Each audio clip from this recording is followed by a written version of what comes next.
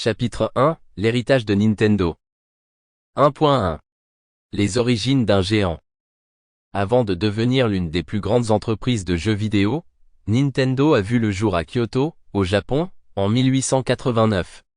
À ses débuts, la firme ne produisait pas de consoles, ni même de produits électroniques.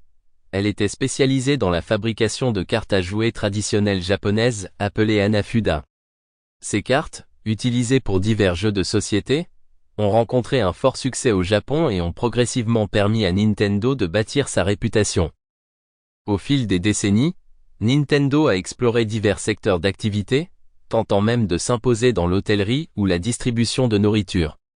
Mais c'est dans les années 1960 et 1970 que l'entreprise prend un tournant décisif. Sous l'impulsion de visionnaires comme Gunpei Yokoi et Hiroshi Yamauchi, Nintendo se lance dans la création de jouets électroniques inédits. Parmi ces jouets, on retrouve notamment l'Ultra Hand, un bras télescopique amusant qui connaîtra un franc succès, ouvrant la voie à de multiples innovations. Cependant, c'est réellement dans les années 1970 que Nintendo commence à toucher au domaine du jeu vidéo. Inspirés par les bornes d'arcade et les premières consoles domestiques, les ingénieurs de la firme conçoivent de petits jeux électroniques. Les Game & Watch, lancés au tout début des années 1980, combinent une horloge digitale et un jeu vidéo simple dans un format portable.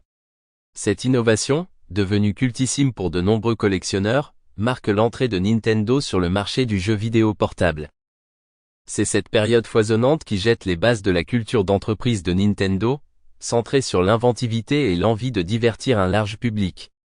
Cette capacité à imaginer de nouveaux concepts, à surprendre et à s'adapter, forge l'ADN de Nintendo, qui persistera jusqu'à la conception de la Switch, et au-delà, avec la Switch 2. 1.2. Les premières consoles. Après avoir fait ses premiers pas dans l'électronique grand public et le jeu vidéo avec les Game & Watch, Nintendo décide de s'investir pleinement dans la conception de véritables consoles de salon. C'est en 1983 que la firme sort au Japon la Family Computer, plus connue sous le nom de Famicom. Cette machine, équipée de manettes fixes, propose une ludothèque basée sur des cartouches interchangeables et rencontre un succès immédiat. À l'international, la Famicom sera renommée Nintendo Entertainment System, NES, et lancée à partir de 1985.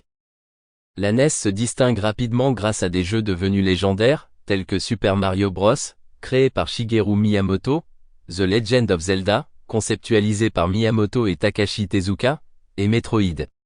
Elle popularise l'univers du jeu vidéo dans les foyers du monde entier, et permet à Nintendo de s'imposer comme un acteur. Sample complete. Ready to continue?